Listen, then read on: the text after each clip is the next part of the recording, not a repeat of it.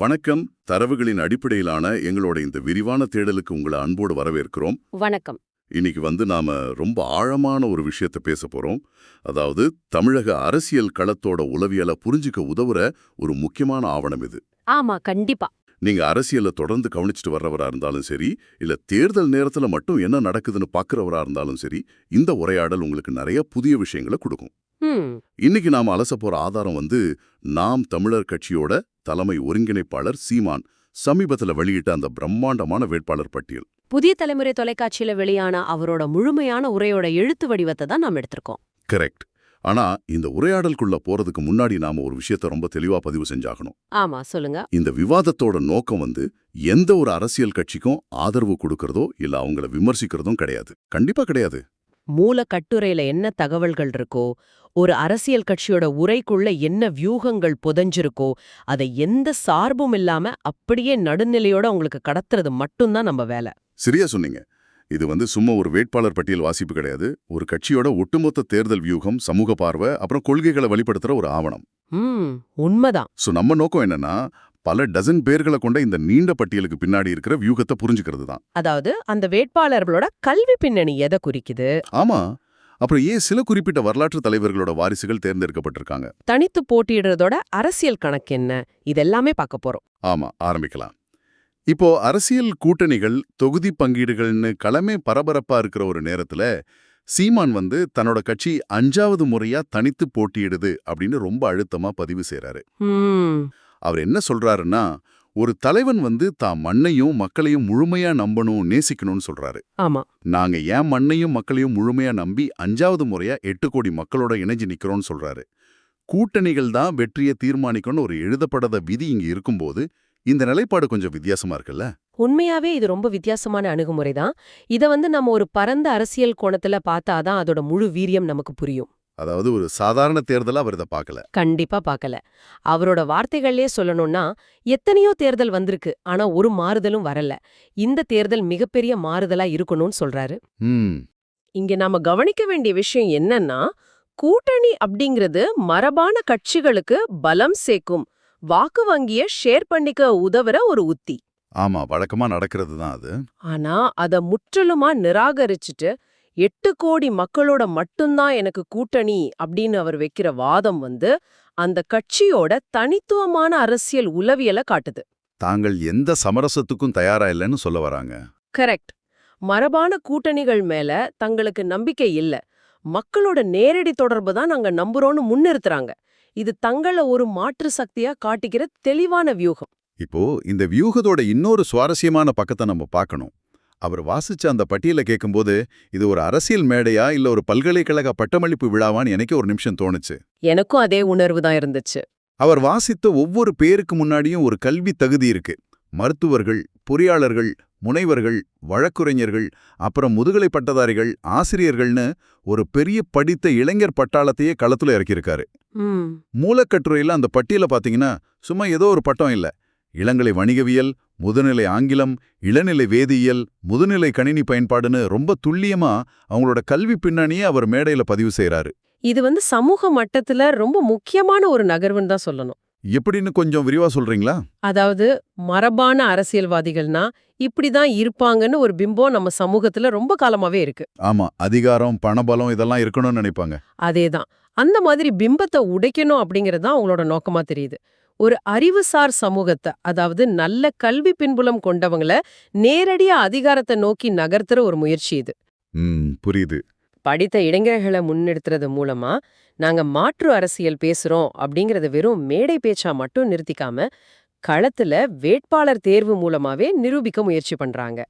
நீங்க சொல்றத பார்க்கும்போது இது வெறும் தேர்தல் உத்தி மாதிரி மட்டும் தெரியல, ஒரு நீண்டகால அரசியல் கட்டமைப்பிற்கான அடித்தளமா தெரியுது. கண்டிப்பா. நான் சில உதாரணங்களை நேயர்களுக்காக சொல்றேன். கன்னியாகுமரி கிள்ளியூர் தொகுதியில பொறியாளர் கிம்மர், ராதாபுரத்துல முனைவர் கிரிஜா தாமிரபாண்டியன், பாளையங்கோட்டையில மருத்துவர் சங்கரநாராயணன், சிவகங்கையில செவிலியர் இந்துஜா ரமேஷ்னு இந்த பட்டியல் அப்படியே போயிட்டே இருக்கு. ஆமா, ரொம்ப நீளமான பட்டியல். இதுல இன்னொரு மிக முக்கியமான விஷயம் நான் கவனிச்சேன். அவர் பெண் வேட்பாளர்களை அறிவிக்கிற விதம். ஆமா, அது ரொம்ப வித்தியாசமா இருந்துச்சு. ஒவ்வொரு பெண்ணையும் வெறும் வேட்பாளரா மட்டும் அவர் சொல்லல. என் அன்பு சகோதரி, அருமை தங்கை, என் அன்பு மகள் அப்படின்னு ஒரு குடும்ப உறவோட பேரை சொல்லி நிறைய பெண் வேட்பாளர்களை அறிவிக்கிறாரு. இந்த வார்த்தை பிரயோகங்களை நாம ரொம்ப நுட்பமா கவனிக்கணும். ஏன் அப்படி சொல்றீங்க? அரசியல் களத்துல பெண்களை வெறும் வேட்பாளர்களா பார்க்காம அவங்கள தன் குடும்பத்தோட ஒரு அங்கமா, சகோதரியா, மகளா விழிக்கிறது ஒரு திட்டமிட்ட உளவியல் அணுகுமுறை. ஒரு குடும்பம் மாதிரி ஆக்க நினைக்கிறாரு. ஆமா, ஒரு அரசியல் கட்சிய வெறும் தொண்டர்களை கொண்ட அமைப்பா பார்க்காம உணர்வுபூர்வமா இணைக்கப்பட்ட ஒரு மாபெரும் குடும்பமா கட்டமைக்க அவர் நினைக்கிறாரு. அன்பு மகள், அருமை தங்கைன்னு கூப்பிடும்போது ஒரு நெருக்கம் வருது. கரெக்ட். அவர் தன்னை அந்த இடத்துல ஒரு குடும்ப தலைவரா, பாதுகாப்பளிக்கும் மூத்த சகோதரனா நிலைநிறுத்திக்கிறாரு. இது மூலமா அரசியலுக்கு வர தயங்குற பெண்களுக்கும் அவங்க குடும்பங்களுக்கும் ஒரு பாதுகாப்பான உணர்வை கொடுக்க முடியும்னு அவர் நம்புறாரு. இது அரசியல் தளத்துல பெண்களோட பங்களிப்பை அதிகமாக்குறதுக்கு ஒரு நல்ல வழியா இருக்கு. கண்டிப்பா. சரி, இந்த குடும்பம் மற்றும் உணர்வு பூர்வமான கட்டமைப்புங்கிற விஷயத்திலிருந்து நம்ம அடுத்த கட்டத்துக்கு போவோம். ஒரு பக்கம் இந்த மருத்துவர்கள், பட்டதாரிகள் இருக்காங்க. இன்னொரு பக்கம் அவர் அறிவிச்ச சில குறிப்பிட்ட பேர்கள் எல்லோரோட கவனத்தையும் ஈர்க்கிற மாதிரி இருக்கு. ஆமா, அந்த வரலாற்று ஆளுமைகளோட வாரிசுகள். நேயர்களே, இந்த பேர்களை கொஞ்சம் கவனமா கேளுங்க. காஞ்சிபுரம் தொகுதியில முத்தமிழ் காவலர் கியாபே விஸ்வநாதம் அவங்களோட பேத்தி வெற்றி செல்வி நிக்கிறாங்க. திருப்பெரும்புதூர்ல தாத்தா இரட்டைமலை சீனிவாசன் அவங்களோட பேத்தி சிந்து போட்டியிடுறாங்க. இது மட்டும் இல்ல, மேட்டூர் தொகுதியில ஒருத்தர் அறிமுகப்படுத்துறாரு. அவர் எப்படி சொல்றாருன்னா, நம் வனக்காவலனின் மகள் அப்படின்னு வர்ணிச்சு வீரப்பனோட மகள் வழக்குரைஞர் வித்யாராணிய வேட்பாளரா அறிவிக்கிறாரு. ஆமா, அது பெரிய செய்தியா மாறுச்சு. இது போக திருப்போரூர்ல முன்னாள் மாநிலங்களவை உறுப்பினர் அம்பேதராஜன், ஒரத்தநாடு தொகுதியில நடிகர் திருமுருகன், ஆயிரம் விளக்கு தொகுதியில திரைப்பட இயக்குனர் சோழன் மு. களஞ்சியம்னு கலைத்துறையைச் சேர்ந்தவங்களையும் அவர் களமிறக்கியிருக்காரு. இந்த பட்டியல் தான் சீமானோட ஒட்டுமொத்த அரசியல் சித்தாந்தத்தையும் ரொம்ப தெளிவா பிரதிபலிக்குதுன்னு நான் சொல்லுவேன். அதாவது இது சாதாரணமா வாய்ப்பு கொடுக்கிற விஷயம் இல்ல. இல்லவே இல்ல. இது ரொம்ப ஆழமான ஒரு கருத்தியல் நினைப்பு. இப்போ ஆப்பு விஸ்வநாதம் தமிழ் மொழிக்கும் இலக்கியத்துக்கும் பெரிய தொண்டாற்றியவர். அவரோட வாரிசு களமிறக்கிறது மூலியமா மொழிப்பற்று அப்புறம் தமிழ் அடையாள அரசியலை தன்னோட கட்சியோட இணைக்கிறாரு.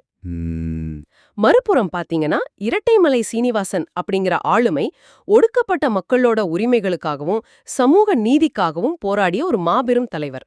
அவரோட பேத்திய நிறுத்துறது மூலியமா சமூக நீதி அப்புறம் அடித்தட்டு மக்களோட அதிகார பகிர்வை தன்னோட கட்சியோட அடிப்படை கொள்கைகளா அவர் காட்டுறாரு. அப்போ அந்த வனக்காவலனின் மகள் அப்படின்னு வீரப்பனோட மகளை அடையாளப்படுத்துறதோட அரசியல் பின்புலம் என்னவா இருக்கும்? வீரப்பன் அப்படிங்கிற ஆளுமை சமூகத்துல பலவிதமான விவாதங்களுக்கும் விமர்சனங்களுக்கும் உள்ளானவர்னு நமக்கே தெரியும். ஆமா, பல கருத்துக்கள் இருக்கு. ஆனா சீமான் அவரை ஒரு வனக்காவலன்னு அடையாளப்படுத்தி அந்த மண்ணோட அரசியலோட, அதாவது விளிம்பு நிலை மக்களோட நிலம் மற்றும் வாழ்வாதார உரிமையோட அதை இணைக்கிறாரு. அப்படி ஒரு கோணம் இருக்கு.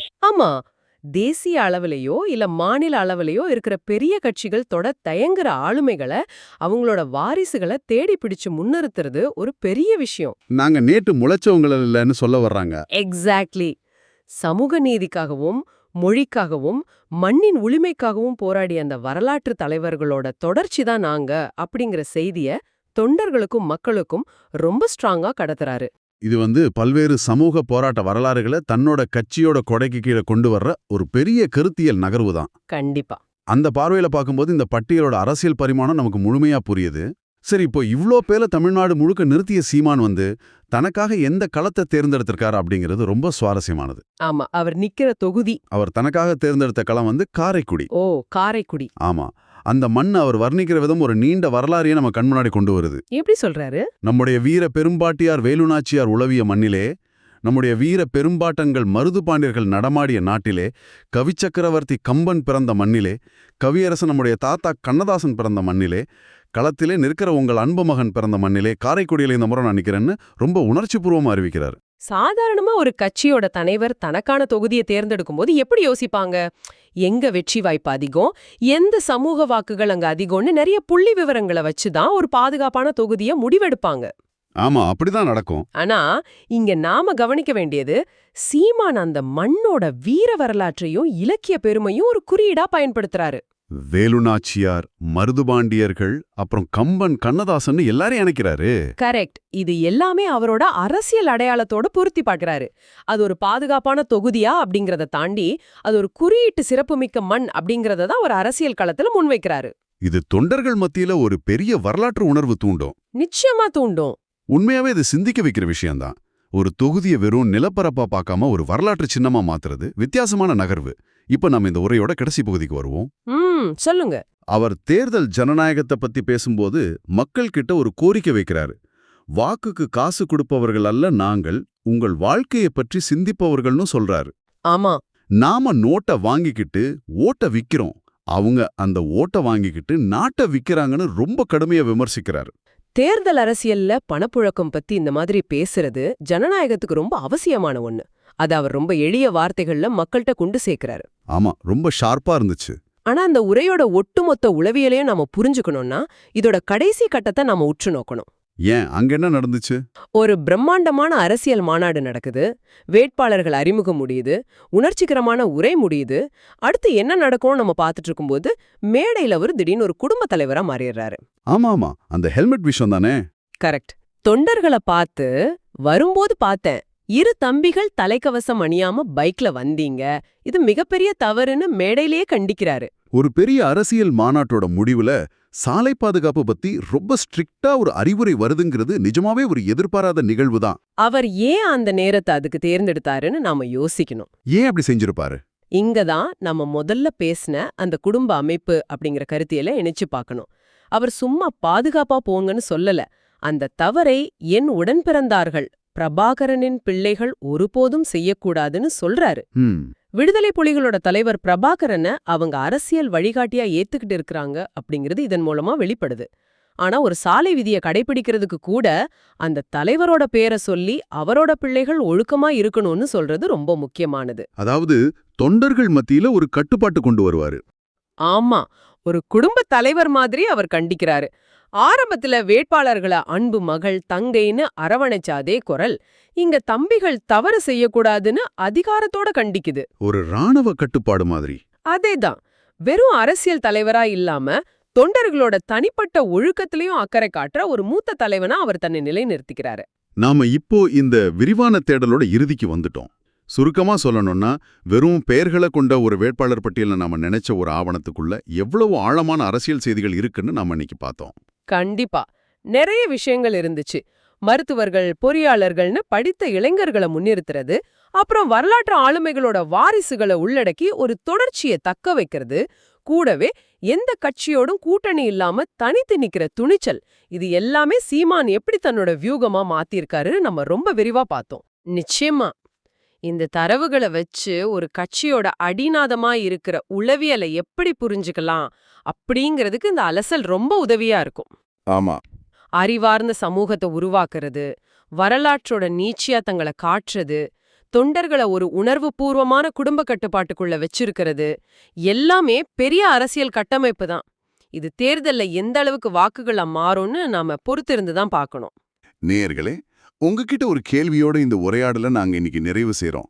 நீங்க இத பத்தி கொஞ்சம் யோசிச்சு பாருங்க. பாரம்பரியமான அரசியல் பின்னணி இல்லாத, அதிக அளவுல படித்த இளைஞர்களையும் வரலாற்று ஆளுமைகளோட வாரிசுகளையும் வச்சுக்கிட்டு களம் காண்ற இந்த அமைப்பு ஒரு பக்கம் அறிவார்ந்த சமூகத்தை வரவேற்குது. ஆமா.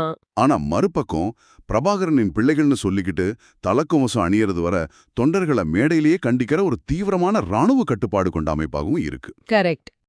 ஜனநாயக களத்துல, குறிப்பா சுதந்திரமா சிந்திக்கிற இந்த நவீன கால இளைஞர்கள் கிட்ட இந்த மாதிரியான கடுமையான கட்டுப்பாடும் உணர்வுபூர்வமான குடும்ப அணுகுமுறையும் எந்த அளவுக்கு சாத்தியப்படும்? இது ஒரு நல்ல கேள்வி. இது அந்த இளைஞர்களை அரவணைத்து ஈர்க்குமா, இல்ல ஒரு கட்டத்துல இந்த அதீத கட்டுப்பாடு அவங்களோட தனிப்பட்ட ஜனநாயக சிந்தனைக்கு ஒரு தடையா மாறுமா?